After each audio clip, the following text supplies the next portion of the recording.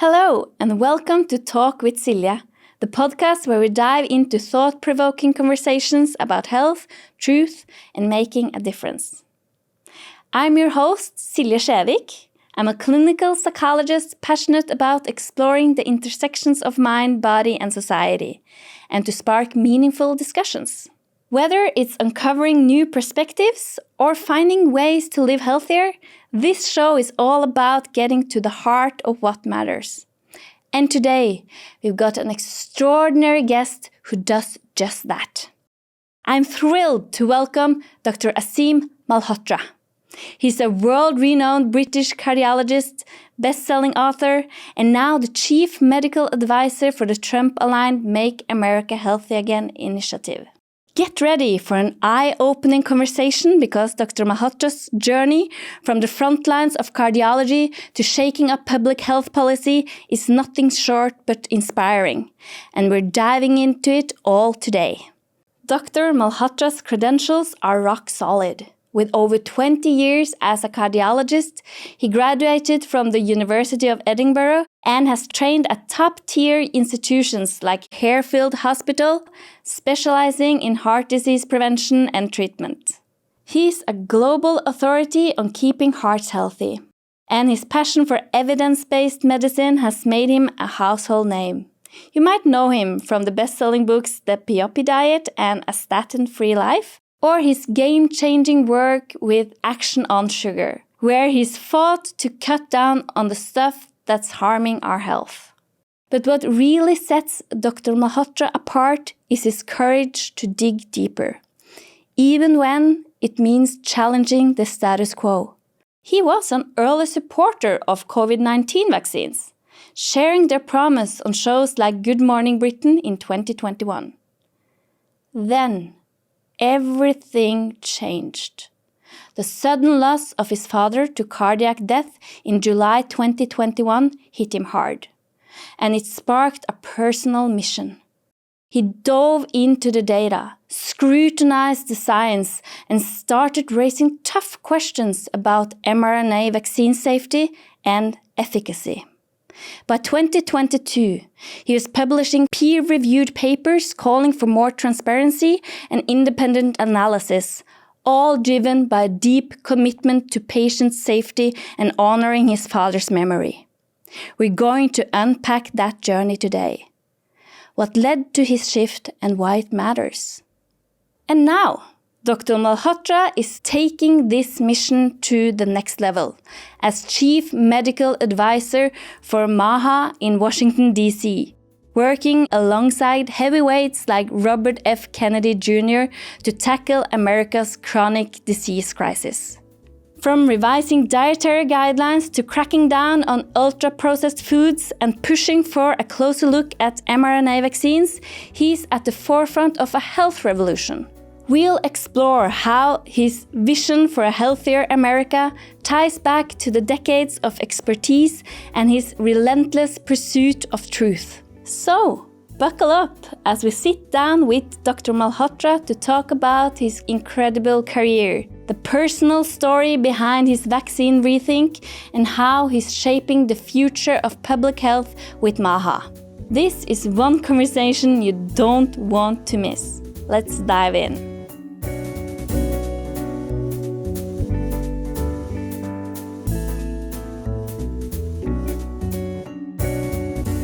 Lytter til Snakk med Silje. Welcome, Dr. Aseem Malhotra. It's such an honor to have you here in Norway talking about health and healthcare and how the medical industry infiltrates everything and what's important about our diet. And now you have a new role as Chief Medical Advisor for the Make America Healthy Again initiative. So that's a huge deal. So I would like to talk to you today about something you had a lecture about evidence-based medicine here in Oslo. That's when I first met you. And you had some really important things to tell us about how medical advice might not be so evidence-based from medical doctors in the whole world, actually. So what made you realize this? And how has things changed throughout your career when it comes to understanding how the medical industry works and how it affects medical doctors? Well, first of all, thank you for having me, Silje. It's lovely to be here back in Oslo. So I think we have to go back to square one really to understand the reason we're having this conversation is because we have this huge burden, this pandemic of chronic disease, which is particularly bad in the United States. Certainly it's the worst health outcomes in the Western world. And the UK, where I'm from, is not far behind. Interestingly, and we'll talk about that later, Scandinavian countries have traditionally done a lot better when it comes to health. And in fact, if you look at global health, the countries that stand out in terms of having good outcomes and good healthy life expectancy are countries like Japan, and then Sweden, Norway, Denmark, for example, right? And we'll come on to that later and explain why that is. But for me, it's been a journey. I qualified as a doctor in 2001 from Edinburgh Medical School. I subspecialized in cardiology and interventional cardiology in particular, so that's keyhole heart surgery. And I was becoming increasingly aware since I qualified as a doctor of increasing pressure on the system from people coming in with more chronic disease, more pills, more misery, more stress on the system, more stress on my colleagues.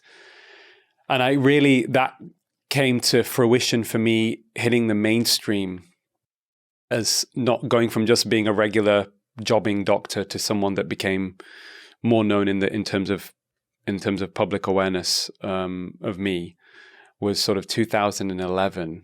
I wrote an article in the Observer newspaper, which was a front page commentary, which was titled, "I Mend Hearts, Then I See Our Hospitals Serve Junk Food to My Patients." Mm. So for me, what really started this process of me writing this article in the Observer newspaper essentially was based upon the fact that I had started to look into what was driving this burden of chronic disease. And I quickly realized that the obsession historically in medicine with lowering cholesterol to beat heart disease, which had really started to take effect from the late 60s, early 70s, change in dietary guidelines as a result of it, I started to understand that was probably playing a major role, if not the major cause behind it. And I also came across research, which was not something that we learned in medical school, which was very compelling, that dietary changes alone can improve outcomes for heart disease. You can reduce heart attacks, strokes, death rates. And I really started putting all things together, stuff that wasn't well publicized, something that doctors were not sort of conditioned to learn.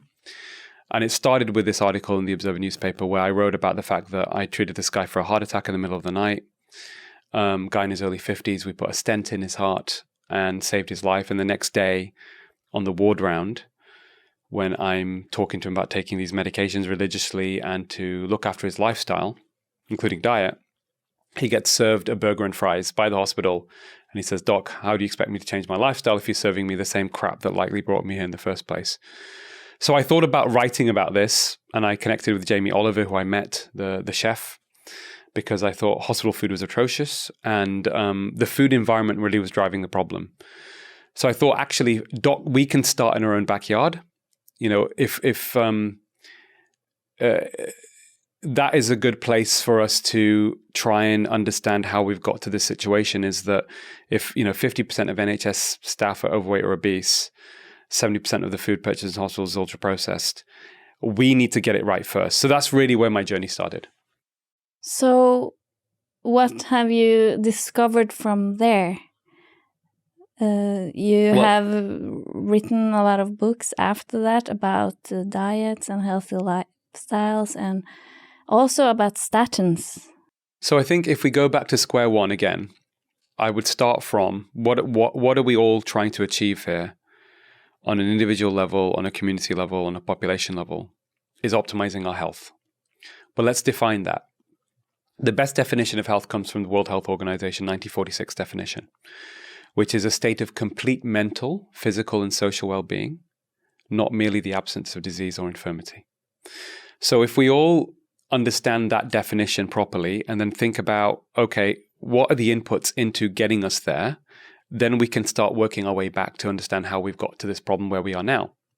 And that, of course, involves research in psychology as well as research in terms of, modern medical research into the risk factors for the major diseases like heart disease and cancer, for example, and dementia, which, by the way, all come under pretty much the same driving mechanism, or the most important driving mechanism is insulin resistance, which we'll talk about.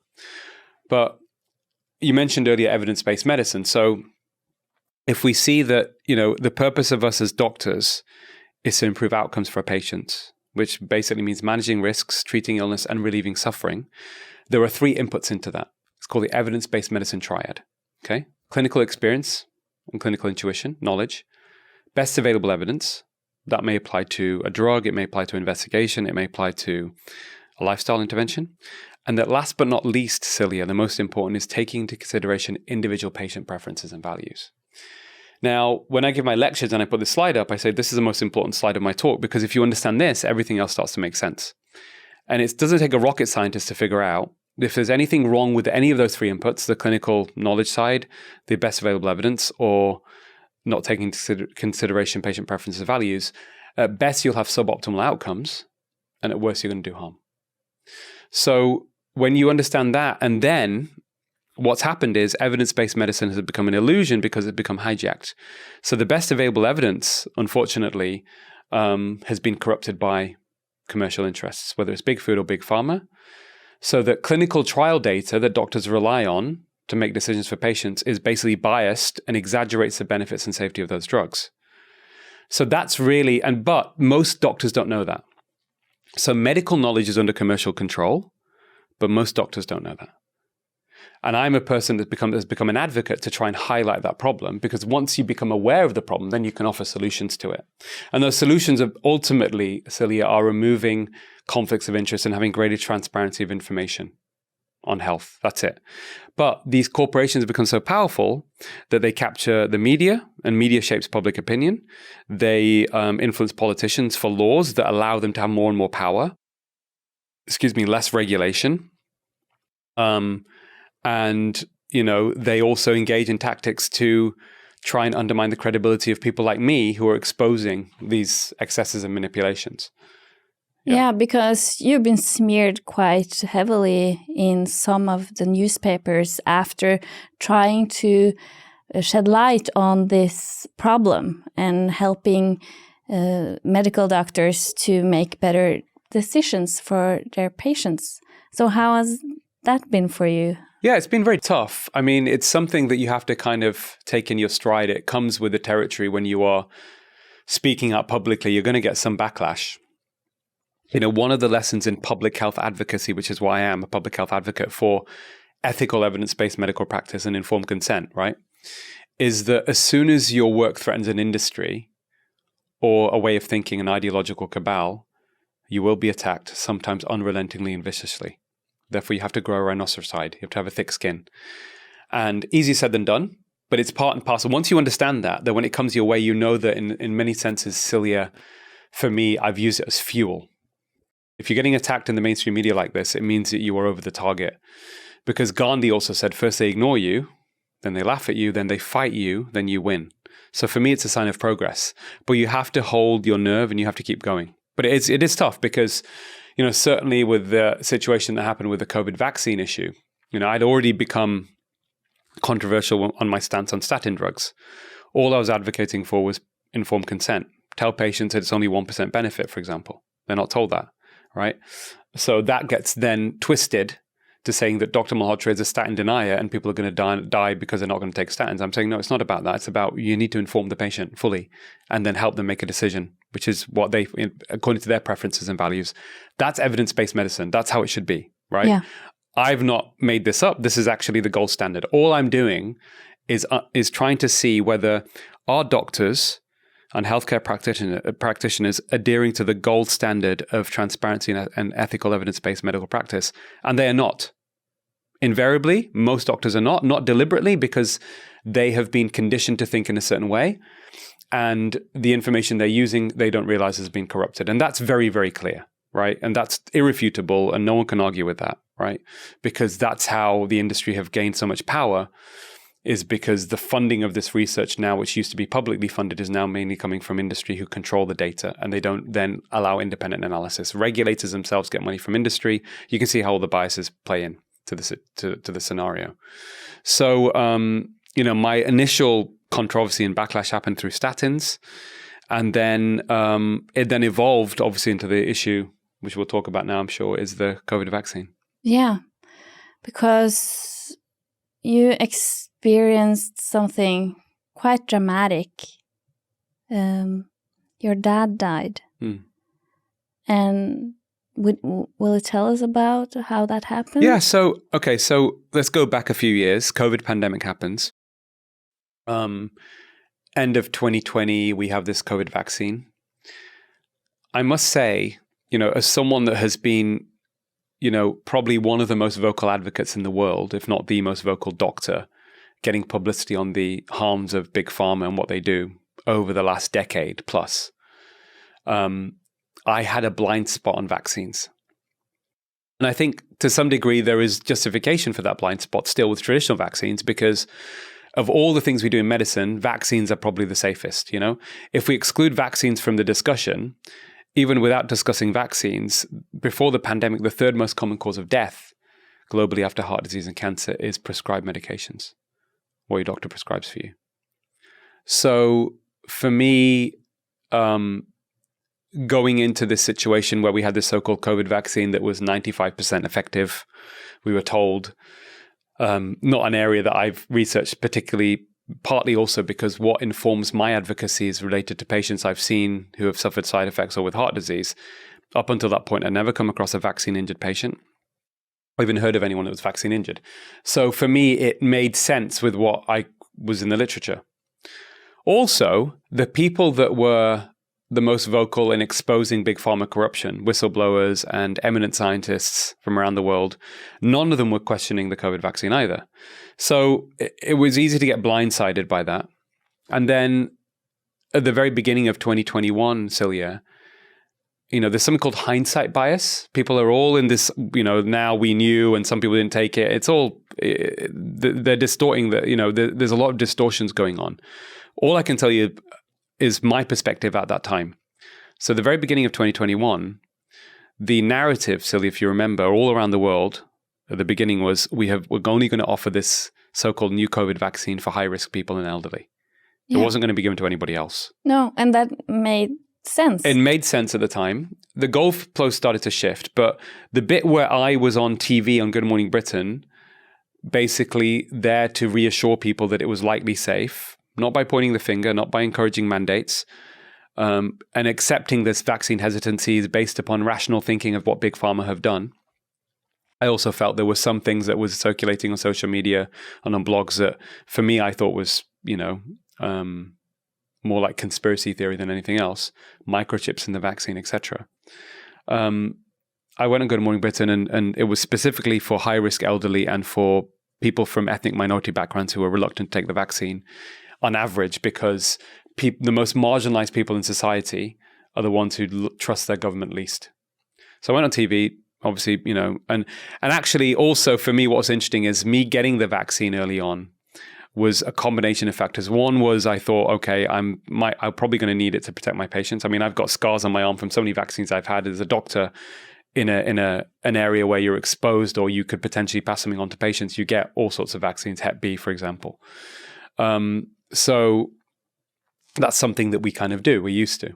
So I thought, okay, not because I thought I was at risk. I thought it would offer some protection to my patients. Yeah, I did that as well because I didn't want to infect anyone with COVID-19, even though I wasn't at risk of any of course. particular harm. Listen, you look back now, before we get onto the vaccine issue, certainly by the end of 2020, the best analysis was done by John Ioannidis at Stanford, who's very bright, most cited researcher in the world, Stephen Hawking of medicine, co-authored with Jay Bhattacharya, my very good friend, who's now the director of NIH.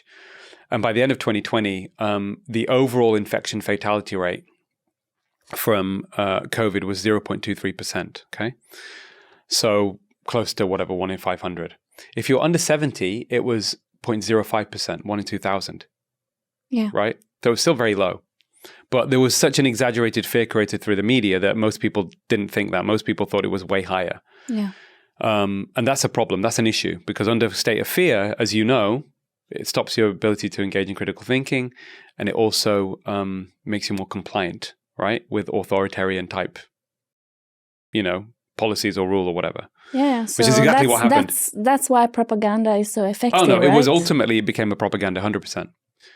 So I took the COVID vaccine, but again. So the other reason was I knew I was low risk, and I was a little bit reluctant. I knew I didn't need it very quickly. My father was the one that really pushed me. I would say almost coerced me to have it, and that was partly because, well, he was a retired GP, but he was an active member of the British Medical Association. He was a vice president. I have had a lot of tragedy in my life, like people do at different stages, but me probably earlier than most. I lost my older brother when I was 11 years old to viral myocarditis. We had lost my mother at the end of 2018. And, he was, for him and for me, we were both the last surviving members of our immediate family, right? So he had this exaggerated fear I was going to get COVID and die. So he was constantly calling me saying, get the vaccine, get the vaccine, get the vaccine. So eventually I gave in and had it. 6 months later, he has basically suffered from chest pain. He's a very fit guy, has an unexpected cardiac arrest and dies. And there was an ambulance delay involved in his death, which contributed, of course. But his post-mortem findings didn't make any sense to me because there were 2 of the 3 major arteries showed critical narrowings. We had done scans on him a few years earlier, heart scans, and also he was extremely fit for high-intensity activity. Certainly, 2 years before he had his cardiac arrest, we played badminton for the first time in years. I was Manchester School's champion. He taught me. He was actually an excellent player, and he was actually beating me. And I ruptured my Achilles tendon. And we were playing for almost 50 minutes to a level which I could not believe his level of fitness. And as a cardiologist, you know that if someone, it can happen, but it's unusual for someone to be able to carry out that kind of level of intense physical activity and not get chest pain if they've got a narrowing of more than 70%. 2 years later, post-mortem, 2 of his vessels, 70 to 90%. It's like, this is odd. And we had a scan done on him a few years earlier, which was pretty mild. So something had caused a rapid acceleration in the blockages, which didn't make sense. And then what happened after that, 3 things happened simultaneously, Silje, which made me completely rethink of the situation of the COVID vaccine being safe and effective. Well, first and foremost, we knew that the effectiveness was, by the summer of 2021, everybody who had it, there were people still getting COVID and passing it on. So and the data was there. So it wasn't stopping infection or transmission. And people knew that, okay? So then they changed the goalposts. The narrative changed to, it's going to protect you from serious illness and death. Do you remember? First of all, you're not going to get COVID, and now you get COVID. And the whole thing was, and people, what's interesting, look historically, is that when people are put in a state of fear, and they're still in that state of fear, you can essentially throw anything at them and they'll believe you. It's easier to fool people than convince them than being fooled when you're in the state of fear. This is what happened. And it's very interesting to understand psychology of this because we'll come on to it. But what I've learned through the COVID vaccine issue is that the barriers are psychological to the truth. They're not intellectual. Okay? I know. And I'll give you some examples of that. So 3 months later, this is sort of September, October, November 2021. 3 things happened simultaneously. Data came to me that made me realize there's a problem. First and foremost, a journalist called me from the Times newspaper in the UK and said, Dr. Malhotra, there's been in fact, I was interesting. I remember when I got the call from her, I was in Stockholm giving a talk about metabolic health in Stockholm. And in fact, I'd done a lot of research on COVID and its link with metabolic health. And I was probably the most outspoken doctor in the UK, getting mainstream media attention on that link on COVID in 2020. So I knew that stuff very well. So I was in Stockholm. And I got this phone call, and this journalist said, Aseem, Dr. Malhotra, you're one of the most well-known experts in heart disease in the country. We've got this 25% increase in heart attacks in hospitals in Scotland. What do you think's happening here?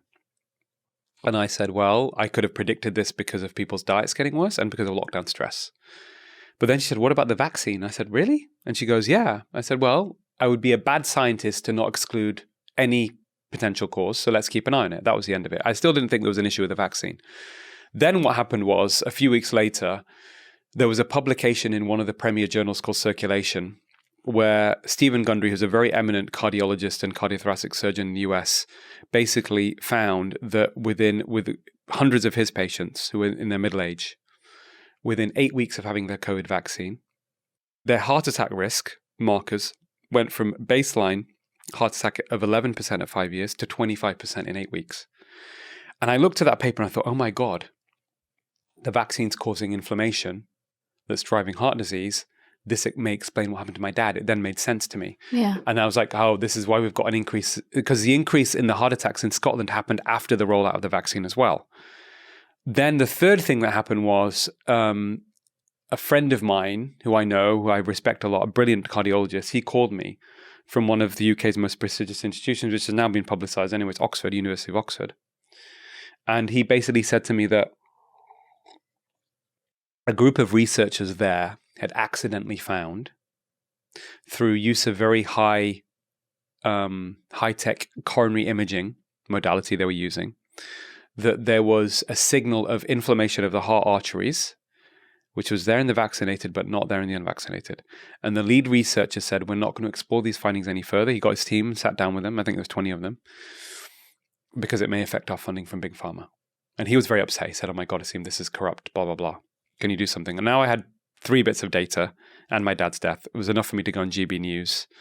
I knew the BBC weren't going to cover this. I've done so much work with the BBC before, but I knew they weren't going to cover it. And the GB News, one of the presenters I knew well, I said, listen, this is something interesting. I think we need to... I was actually doing a regular slot for them anyway, at least once a month. So I said, she asked me, she called me, said, what have you got to discuss this week? And I said, this. She said, okay. Went on GB News, told this story, went viral. Now, this is where the censorship and the backlash really happened for me. Within a few days, I posted this video. It went viral, millions of views, right? Of this, me saying, and I didn't say stop the vaccine. I said, listen, there's a question mark here. We need to pause and have a look at this. And I called on the chief medical officer and scientists to look into this now. That's all I said. I got banned permanently from LinkedIn. It was only that because that was the last post I did. There was never any discussion. I wrote back to them. There was nothing, right? I was like, this is interesting. LinkedIn is owned by Microsoft. Bill Gates, okay? That was probably some link there. That's what happened. I then a week later got an email from the Royal College of Physicians. I had a fellowship with them, which is basically a title given to people who do exceptional work. And they'd given me that a couple of years earlier. And they said, Dr. Malhotra, a number of anonymous doctors have essentially complained that you are an anti-vaxxer and spreading misinformation on COVID vaccine. I thought, this is just silly. I was like, are you fucking kidding me? Yeah. Am I allowed to swear on the podcast? Yeah, that's okay. No, honestly, I was thinking, are you fucking kidding me? Yeah. Like, I went on Good Morning Britain to help support rollout of the COVID vaccine. Evidence has come of patient safety concerns, and I've just questioned it. That's it. So I replied back to them and I said, listen, this is a situation. I had 28 days to respond. It was very kind of harsh. And by the way, you're a psychologist, right? So this is me having already, my dad's died. I've lost all my immediate family members. I live alone. And I have not had a chance to mourn my father because there was also an ambulance delay in my father's death, which I exposed through BBC News and through the newspapers, where there was a cover-up involving the government Department of Health, where I knew this from a whistleblower, that they had known there were delays across ambulances meeting heart attack times and cardiac arrest times across the country for months, and they deliberately withheld that from the public. And people can look that up, and I exposed that. So I hadn't had time. I was very I wanted justice. I wanted people to understand what was going on. So I go to America before I get this email to spend time with my extended family to finally be able to mourn my dad's passing and be with family. And I get this email. So I'm like, what the fuck, basically. So I emailed back, politely said, you have 28 days to respond. I emailed back and said, listen, this is a scenario. This is a sequence of events. And eventually they came back to me and said, okay, Dr. Malhotra, that's fine. We're going to leave you with a warning. I don't know what a warning means, but they gave me a warning, right? A warning in the sense that if there were further issues, this could threaten my fellowship with the Royal College of Physicians, okay? This title I have with them. By the way, nobody knows this. It's the first time I'm telling this story. So that was then lingering in the background. But when this happened, Silje, I realized that I have spent my career busting myths, changing narratives on whether it's exercise and obesity, whether it's being the most prominent person in the UK exposing the harms of excess sugar and being the lead campaigner behind the sugary drinks tax, whether it's getting low-carb diets into the dietary guidelines for type 2 diabetes, whether it's stopping millions of people taking statin drugs on a campaign I launched, which overturned the guidelines from the National Institute of Clinical Health, National Institute of Clinical Excellence and Health in the UK. I've done all these things, and they've all been controversial, but we've gained, we've made progress. I realized at that time, I thought this is bigger than anything. I think this is going to be bigger than anything I've ever done before, and it's going to be really hard. And going against the vaccine narrative could potentially result in a huge backlash against me. But I said, I need to do this properly. I need to understand it, in detail. Actually go back to square one, understand the technology that was used. What does the best data tell us? And then write it in a medical journal. I said, my best hope, because I started talking to some of my friends about it, and one of my friends is a psychiatrist, and he just said to me straight away, without even going to any details about the benefits and harms of the vaccine, you're going to get struck off. Yeah. Mate, you're going to lose your license. Yeah, there's too much money involved, right? Oh, I mean, Pfizer made $100 billion on this, but we'll come back to that. Oh, it's huge. It's not just the money. It's the groupthink and indoctrination more than the money, Silje, right? Yeah. Right. You've seen what's happened traditionally. Like there was Andrew Wakefield, is a doctor in the UK who raised concerns suggesting there may be a link between the MMR vaccine and autism, right? He was destroyed. Completely destroyed. I already went through this process with statins in 2013. I was effectively on trial from an article in the BMJ saying the side effects were 20%. And there was a back and forth with the most powerful man in medicine in the UK and potentially the world, Professor Sir Rory Collins, who even tried to, get that retracted. It went on trial. We were 6-0 in my favor, me and another doctor who also wrote a similar article, John Abramson from Harvard. And then he tried to get the editor of the BMJ sacked, right? So I've already kind of been in, but this is even bigger. So I thought to myself, well, when my friend said to me, you're going to get struck off, I said, listen, I thought about it for a few seconds. Would that stop me from doing what I'm doing? No. For me, it's about truth, transparency, integrity, and patient welfare. So I started doing this research. And in this research, I spoke to, there were 2 Pfizer whistleblowers.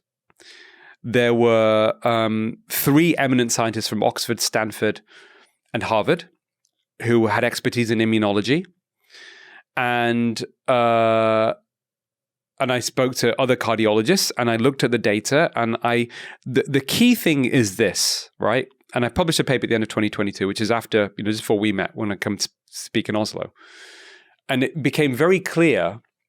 I think that there are lots of different bits of data, but for me, the most important study actually was published in the Journal of Vaccine in the summer of 2022. This was a reanalysis of Pfizer and Moderna's original trials. I remember, yeah. Done by Joseph Freeman, and Peter Doshi was a co-author, associate editor of the BMJ. Sander Greenland is considered one of the world's top epidemiologists. They were able to get new information from the website of the FDA and Health Canada's website. And what did they find, Silje? Now, this is really important for everybody to know. These were the trials that led to the approval worldwide of these vaccines, and then so-called mandates, coercion, etc.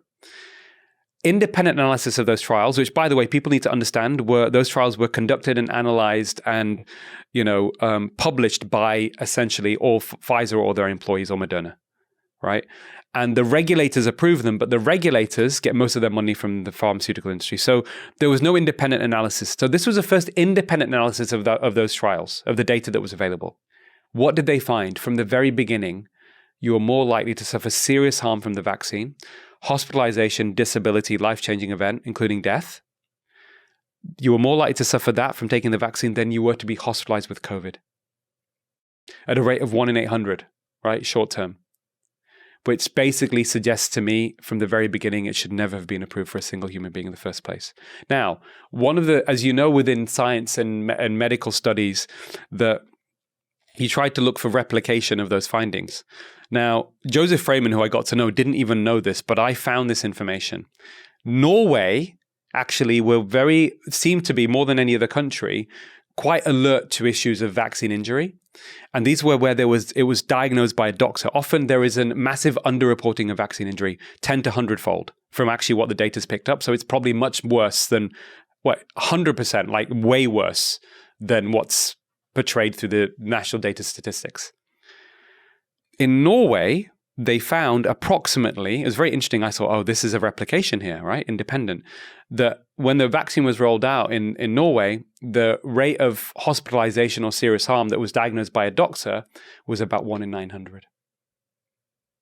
So you've got replication there. So this figure is solid in my view. So then I put this all together and I published a paper at the end of 2022. And I went for a journal called the Journal of Insulin Resistance for a few reasons. One was it was an open access journal. I didn't want this to be paywalled. I want everybody in the world to read this. 2, it is a journal that doesn't take money from drug industry. A lot of these high impact journals, New England Journal of Medicine, for example, take millions from drug companies. Again, this is something that doctors don't even think about or are aware of, right? With their businesses, essentially. And then 3, it was the only journal that allowed me to write 10,000 words because I thought there's 2 parts to this and people can look it up. Okay, it's called Curing the Pandemic of Misinformation on the COVID mRNA Vaccine through the Principles of Real Evidence-Based Medicine. It's a very long title, open access, read it. It still stands to scrutiny. There's no corrections or retractions. Okay, so I did a part 1 explaining the story of my father, but also everything and me, promoting the vaccine and even supporting traditional vaccines. And then I talked through the data up to that point of mechanism of harm. What was most extraordinary, Silje, is the World Health Organization, when the vaccine was being rolled out, and nobody knew this, endorsed a list of potential serious adverse effects that can happen from the vaccine. Every single organ system is affected. Anything and everything go wrong with the heart is in there. Heart attacks, cardiac arrest, myocarditis, pericarditis, arrhythmias, heart failure, it's all there. Okay? Nobody knew this. And actually, that was where they matched the scientists who were reanalyzing the data were able to match these serious adverse events with that list of potential things that could go wrong. So for me, it was pretty horrific at that point. I was like, oh my God, this is really, really bad. And of course, we had excess deaths, etc. So I published this paper. And the third reason, was, and then there was a part 2, which was me understanding with my background in understanding system failures, explaining how we got it wrong, why we got it wrong, and here are the solutions moving forward. I went on GB News again. I tried to get it through a major newspaper, and there was an exclusive with a very major newspaper in the UK. And I knew if I get it in the newspaper, it's over for the whole world. This journalist last minute pulled out. He got scared. And I was absolutely distraught. And I thought, okay, what can I do? I thought outside the box. The words of Martin Luther King, if you can't fly, you drive. If you can't drive, you run. If you can't run, you walk. If you can't walk, you crawl. Keep moving forward. So I thought outside the box as an advocate of making this injustice visible, and I got it into a Spanish newspaper and the Times of India. India, interestingly, had not used the Pfizer vaccine. They'd refused to allow indemnity, which is basically they refused to allow that if any harms were to happen, that Pfizer would not have to, compensate people for it. The government would have to. And India was like, sorry, screw that. We're not going to allow you to do that. So India were very happy to publish the story about the Pfizer vaccine. And so I got it through there just to raise awareness. And within a few days, I got phone calls from the Daily Mail, long interview with the Daily Mail. This has never happened to me before. The Times, and then BBC Radio Scotland. Okay? Because one of their presenters thought he was vaccine injured. This has never happened in my whole, as far as working as a doctor and as a public health activist and someone who's had a lot of, done a lot of work through the media, getting my activism into the media. Silje, those articles, full interview, because they can go to other people and get responses and everything else, never got published. It was all suppressed. And I couldn't believe it, right? So I go on GB News, because I knew if they got published, it's game over. So something was going on at a much higher level, right? Because even those journalists thought that my arguments made sense, right? Yeah. And they were happy I talked through everything and explained it all. And they thought it was a great story and, etc. It's very sad, actually, because I think, hundreds of thousands of people since that time have been killed or injured. If this had gone into the mainstream media at that point, it would have been game over for sure. It was very sad.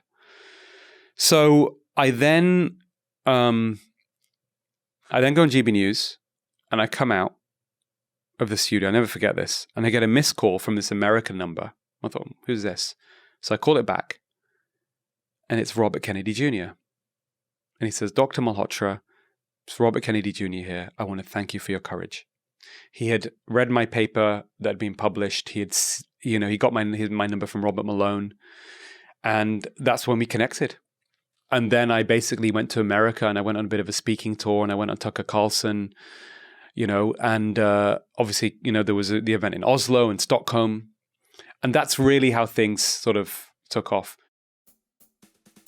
If you enjoyed this podcast and would like to support my work, you can make a donation. Check the episode description for details. I'm also excited to share that I'll be producing more English-speaking episodes with inspiring guests in the future. Now, back to the conversation. In the meantime, what happened with the Royal College of Physicians is, I knew this was going to happen. They then received, I think, more complaints after I published the paper, which I then, responded to. And they gave me a so-called suspension, okay? Not of my practice, of my fellowship, which doesn't really mean anything other than the fact you can't go and use the library in the Royal College of Physicians building, which I never go to anyway. So it's just a symbolic thing? Symbolic. But again, with no justification, right? No. It was essentially a kangaroo court. And eventually, I think the Royal College of Physicians are going to be exposed for what they did, because I've got all the receipts, all the emails. When it goes public, when people realize what happened, I think they're going to look very, very bad. No, this even gets more funny. So I was obviously disappointed that we hadn't really had the mainstream hit that we wanted to have.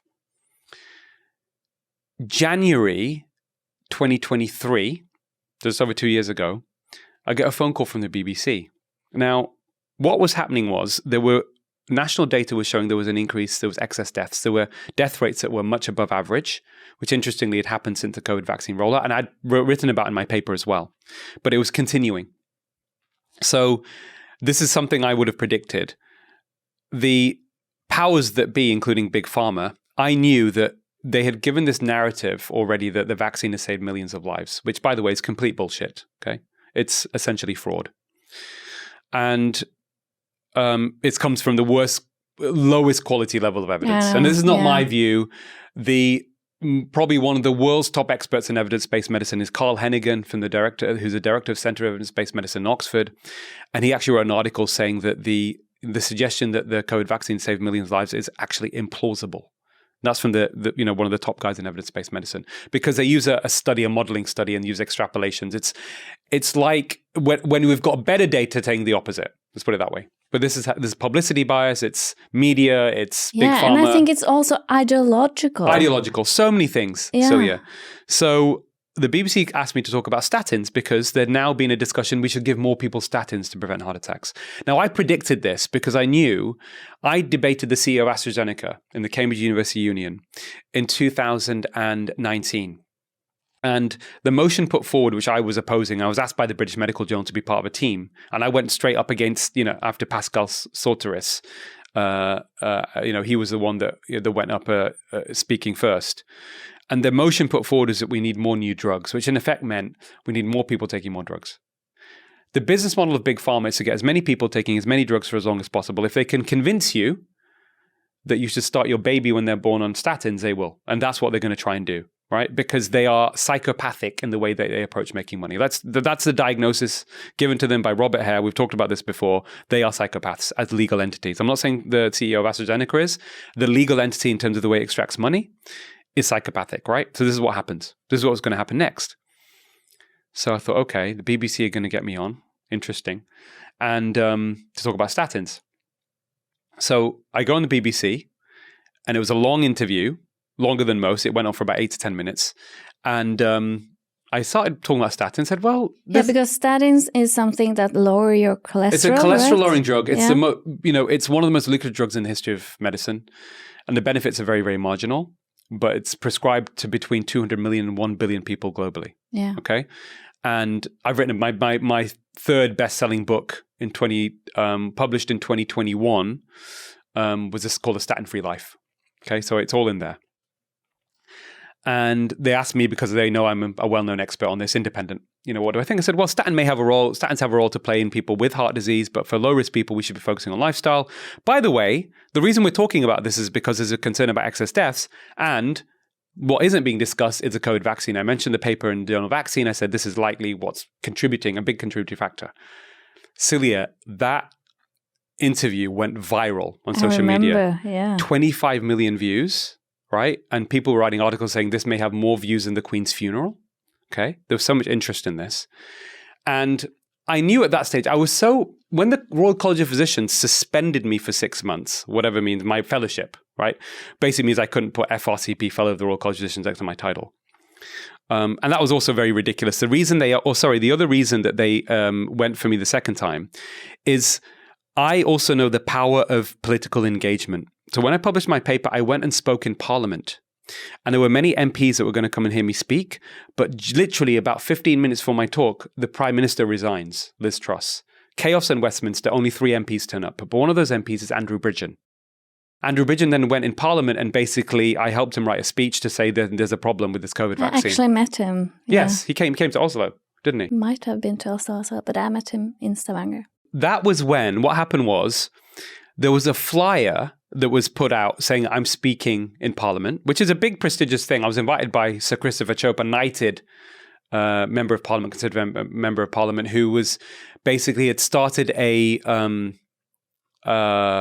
group specifically to help support people who are vaccine injured. Okay, so he invited me as part of that, group, that forum, to speak. And on the flyer that was put out to advertise that I'm speaking to get people to come, it mentioned at the bottom of Dr. Aseem Malhotra, consultant cardiologist, president of the Public Health Collaboration, which I was, and then fellow of the Royal College of Physicians. Yeah, so suddenly, attacked you. Somebody complained saying he's dragging their name through the mud. It was very unfortunate. There's a prominent doctor in the UK, and there was trolling and there was defamation, and they were saying this guy is the most prominent anti-vaxxer, but just absolute nonsense, just pure lunacy, idiocy, in my view. This sort of behavior, right? Indoctrination, groupthink, whatever you want to call it. So then that caused more complaints from the Royal College of Physicians. And that was the point where they came in. And I think we're going to look at this further. I think that's when they gave me the suspension for 6 months. But when they were deciding on the suspension, at the end of 2022, I'm now in India with my dad's ashes. Okay? And I'm in India with my family. On the day that I scatter my dad's ashes into the River Ganges, and it's a very emotional day, I get an email from Royal College of Physicians saying, you've got 2 weeks to respond to these complaints about this thing. And I said to them, I'm sorry, but can you give me a little bit more time? I'm actually with my father's ashes in India with my family. No. Does that, to you, Silje, does that look like a compassionate way to treat a doctor who's just lost his dad and he's, no. No, so again, not at all. Royal College of Physicians, they're horrible. going to be exposed for lots of other reasons, looking very, very, very bad. Yeah. So, and it's all there. The receipts are there. I've got all the emails. So, I'm going to be fully transparent. When a journalist comes to me and they want to see that emails, I want to do an investigation into it, they'll see it all. But in the interview, you told them that it might be because of the vaccine that we see more I said, listen, I'm also someone who's a professor of evidence-based medicine. I said, listen, you would be naive to not put this at the top of the list as a likely primary driver. The evidence is very clear. It's overwhelming, Silje. Yeah, listen, I was considered a guy that got, raised awareness on research on sugar, including my own investigation, being a big driver of poor metabolic health, and therefore we need to curb it. The quality and level of evidence of the harm of the COVID vaccine is way higher than the evidence we have on sugar being harmful for you. So if we're wrong about the COVID vaccine being harmful, that means sugar is fine, and you can eat as much sugar as you like. But what drive you to say all of these things? It's just, just being sticking to my Hippocratic Oath, Silje. Why is that even a question?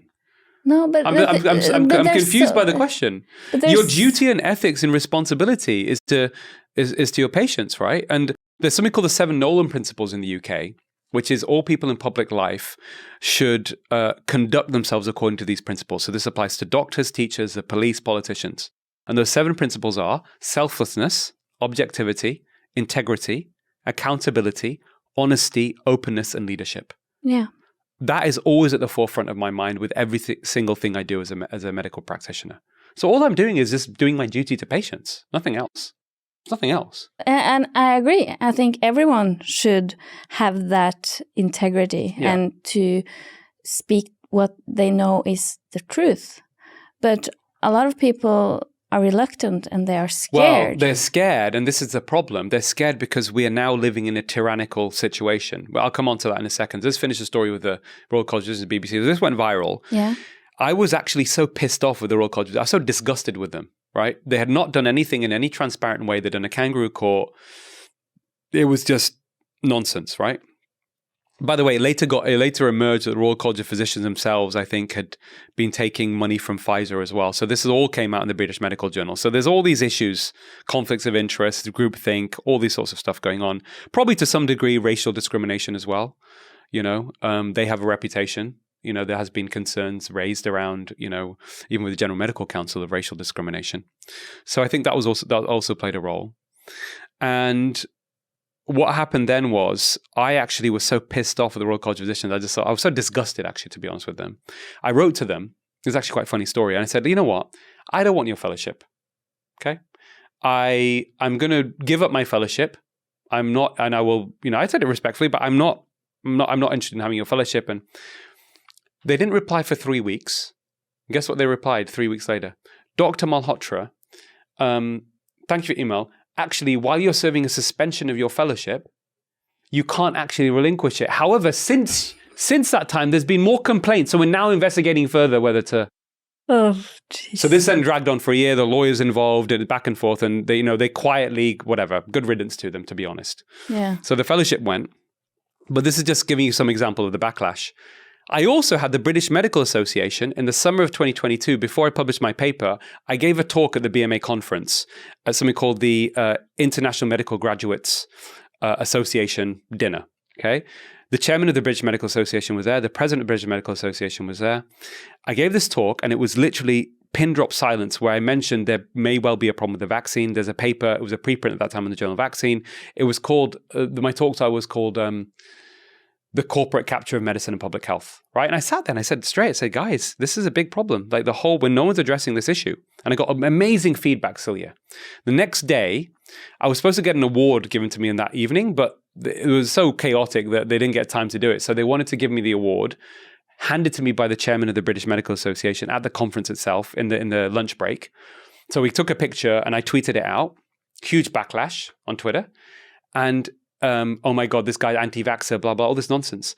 The BMA then, and someone who was on the BMA council, who I won't name, but apparently is funded by Moderna, basically ganged up against the chairman of the BMA who'd handed this award over to me in this picture. It wasn't an official BMA award, right? And basically, metaphorically put a gun to his head and got them to, in the national conference, to publicly humiliate me. I'd already left. I'd gone back to Manchester, right? To put a statement out saying, we do not agree with the views of Dr. Aseem Malhotra about this award, blah, blah, blah. That's crazy. So you've got persistent medical persecution that I'm going through. Most people don't know about this while I'm still, this is before I published my paper, by the way. So it was almost like they knew what was coming because I campaigned to help overturn vaccine mandates at the end of 2021. And I became the most prominent doctor figure doing that. So I was already on the radar.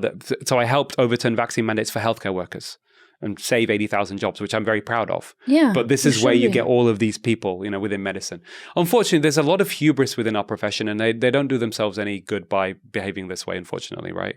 And that needs to change. It needs to be a change in culture. So this was all ongoing.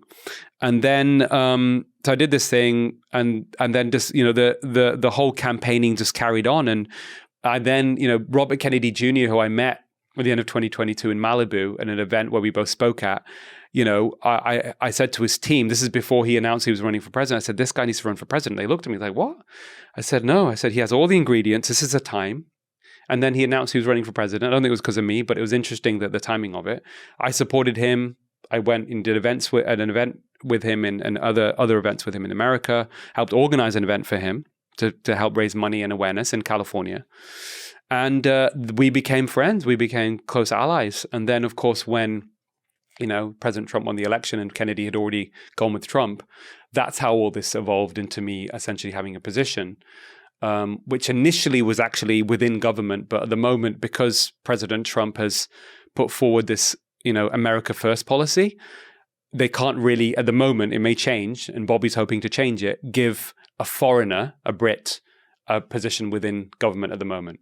So the next best thing for me is to be part of MAHA, action, or the MAHA sort of grassroots movement, which works in parallel really for the purposes of making America healthy again. Yeah. So that's where we are. That's impressive that you've been able to get so much trust from Robert Kennedy, and that you are able to continue your important work, because that's what you've been doing all along. Completely. But to answer your question, Silje, people may ask me, why are the doctors not speaking out? I got interviewed by Channel 4 News a couple of weeks ago. And this was all edited out, right? And saying, well, Dr. Malhotra, you're the only person, most doctors won't agree with you. And I said, well, actually, that's not true. There's a petition called the Hope Accord, signed by thousands of doctors around the world, calling for a pause in the mRNA vaccine, understanding likely causal link of serious harms. Probably, Silje, to be honest, I think we can say with good evidence that the harm rate is at least 1 in 800 of serious harm or death, which basically means if you've given it to 3 billion people, you've killed or seriously harmed 3 million. And it's likely an underestimate, to be honest. So, there were other doctors who are on top of this. The people promoting the vaccine in a very strong way has died down. There's a much stronger voice of people saying there's a big problem. We need to pause this and we need to investigate what happened and we need to help vaccine injured. And I have doctors coming to me, very prominent doctors I won't name, and even celebrity figures who know there's a problem and want to say something, but they're scared. So, Jordan Peterson, who we both know, brilliant man, he talks about this scenario where he says tyranny emerges when people are afraid to say what they think. When you have something to say, silence is a lie. And when everybody lies all the time, the tyranny is complete. Yeah. So for me, this is a tyranny, and the tyrannical force is big corporations. It's a corporate psychopathic tyranny. So the only solution is for having these sorts of conversations, raising awareness, having courage of your convictions to speak the truth, being open and compassionate to other people's opinions, but having a dialogue. And thank God we now have the likes of Robert Kennedy Jr., who is a phenomenal, amazing human being, sort of leading that charge in terms of health in America and therefore around the globe. And of course, he's going to keep having his backlashes for different reasons. But ultimately the truth will prevail. And we just have to keep moving forward. And I hope that, on the back of this podcast as well, certainly in Norway, there will be a lot more attention given to this issue because it's all being censored, right? And you can't get to a greater truth, or in fact, it's all against principles of democracy as well. Yeah, but actually, I looked into the data in Norway because we have vaccine injuries monitored, and we could also see how many was hospitalized with COVID-19. And just based on those numbers, I decided that it doesn't make any sense for me to take a third dose. Yeah. So actually, it seems like the numbers are there and people can actually find them themselves, but people don't. They just trust what the government... At the beginning of 2023, UK data was released showing that, and this is data that is not corrected for other confounding factors like socioeconomic status, which is very important.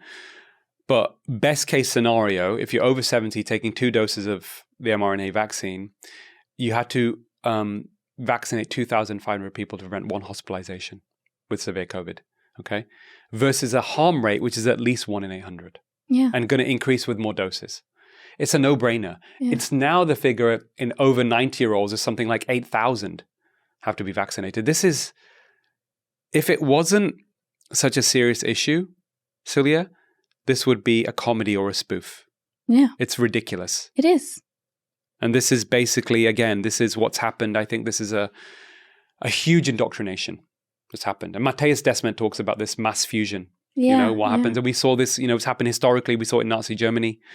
I think this is no different in terms of what's happened to the population. And I think, the other issue is the problem isn't going to go away by ignoring it. There's a big issue of lack of trust, loss of trust in the profession, which worries me. Certainly data from the US shows that trust in the medical profession was at the highest in April 2020 at 72%. It's now down to 40%. It's not good. And we are taught also, and the literature is there, about what you do when you make a mistake as a doctor, okay? Because this is a mistake on a grand scale, okay? Not deliberate, well-intentioned, but once you realize a mistake has happened, 1, acknowledge the mistake, 2, apologize, and 3, make sure, and this is what patients want to reduce anger and decrease and increase trust again, is to say, we're going to make sure steps are put into place to stop this ever happening again. So until that happens, we're not going to make any further progress. But it's good that at least things have started to happen in the US. And I've had conversations with very senior people in the White House and in the National Institute of Health, and they know that the vaccine needs to be pulled, and they're doing it obviously in a stepwise way for whatever reason. And we've got a pandemic of vaccine injured, and we need to understand what can we do to help these people as well, because I'm vaccine injured as well. I had a diagnosis given to me through a flare-up of psoriasis and depression that it had, and this is actually shown through tests, the vaccine can significantly disrupt the gut microbiome. Sabine Hazan is a gastroenterologist in America who showed with her data pre and post COVID and COVID vaccine, over 2 to 3 years, people's bifidobacteria went to 0. Bifida is one of the most important bacteria in the gut. And it's linked to reduction in bifida, is linked to autoimmune conditions, depression, heart disease, even cancer. Really? So now this is a mechanism of medium to longer term harms that's coming out. People may have been fine and not notice anything for the first 2 or 3 years after the COVID vaccine. I was generally pretty okay. But now this is all manifesting itself. It's a complete mess, Silje. It's horrible. It's horrific. I wake up every day thinking, is this real? Is this a nightmare I'm going to wake up from? It's really, really bad. People are walking around like ticking bombs, basically, for heart attacks, for cancer. The evidence is more than compelling to tell us this is what's going on. There needs to be a huge moratorium. It needs to be literally the world news everywhere, constantly, for days, to go into all of this. What do you think your dad would say if he knew all the things you've been through? I think he'd be mixed feelings. I think, 1, he'd be extremely upset because obviously he loved me very dearly. He'd be very sad. He'd be angry that way I've been treated. But he'd also be extremely proud of what I'm doing. So I think so as well. Everyone should be proud. Yeah, but Silje, I think, to be honest, I try and look at this philosophically, because also people have said to me, like, Aseem, how are you still standing? Like, there are people there saying people have suffered half of what you've gone through and they'll be hospitalized. But I think why I found strength is really through spirituality, through Buddhist philosophy in particular, and seeing it as an opportunity for growth and helping other people. That keeps me going.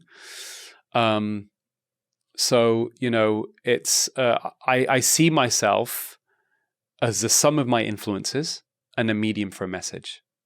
That's all it is. So I'm just going to be the best version of myself, And another thing I love about what Jordan Peterson says is, he says, if you're not the best version of yourself, more people will suffer. This applies to everybody. More people will suffer and more people will die. It's your duty and responsibility to be the best version of yourself that you can be. That's it. That's all I'm trying to do. That's really inspiring.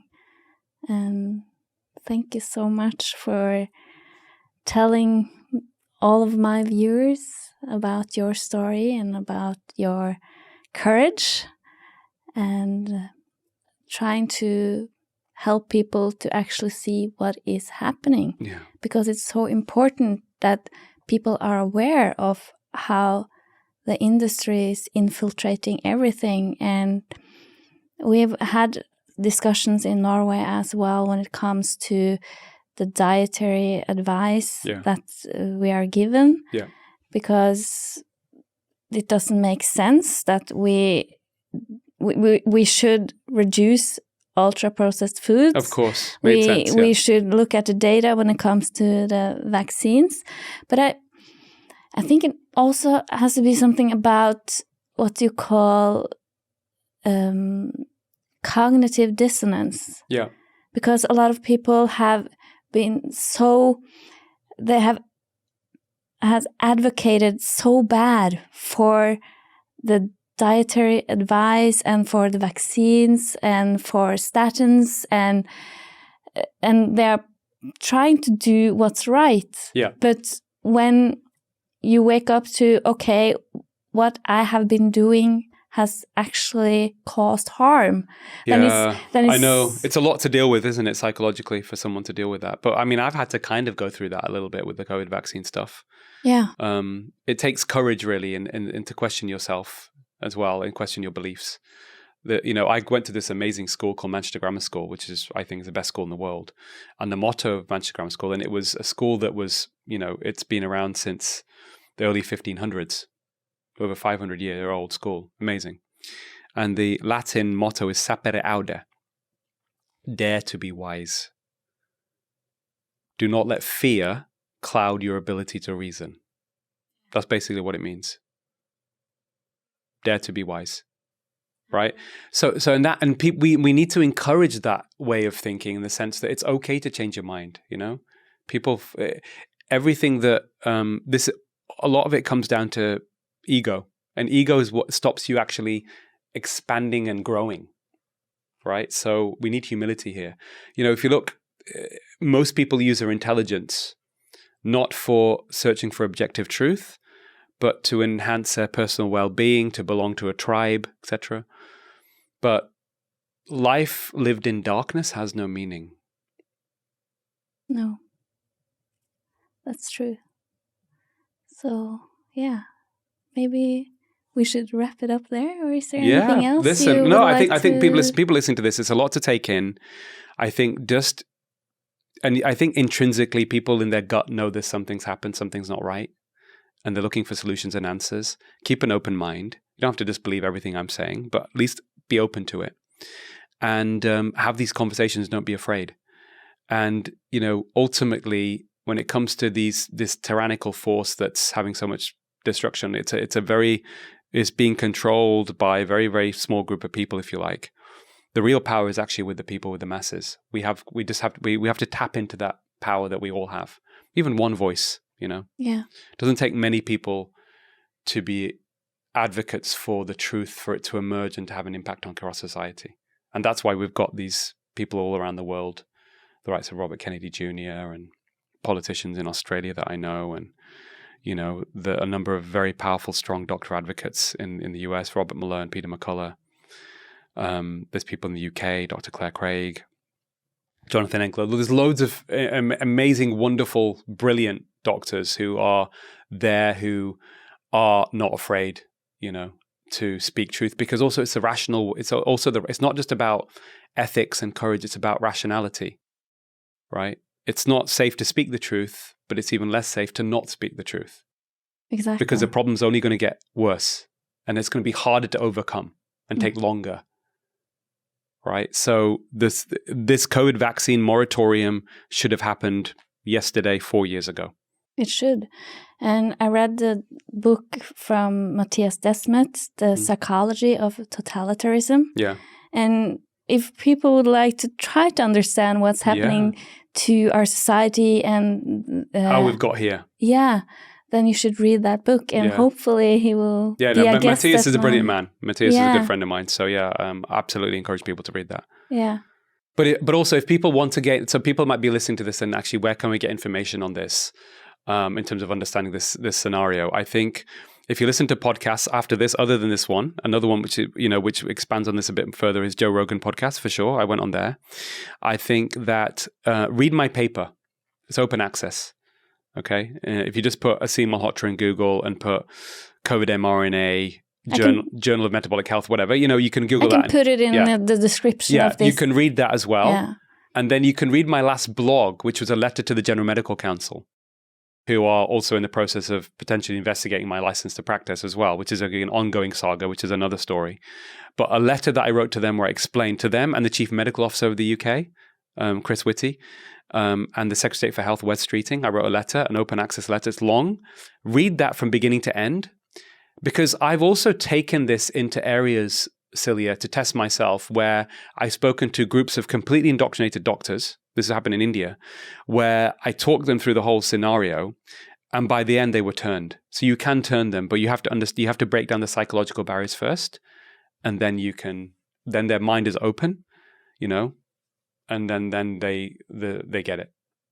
So break down the psychological barrier and then you get to which basically means also if you're someone that understands this and you're having frustrations talking to family members you got to it's a difficult conversation. You bring it up gradually and you speak to them with compassion and rather than, oh my God, why are you ignoring this? You're stupid or whatever else. That doesn't work. It doesn't work. Of course not.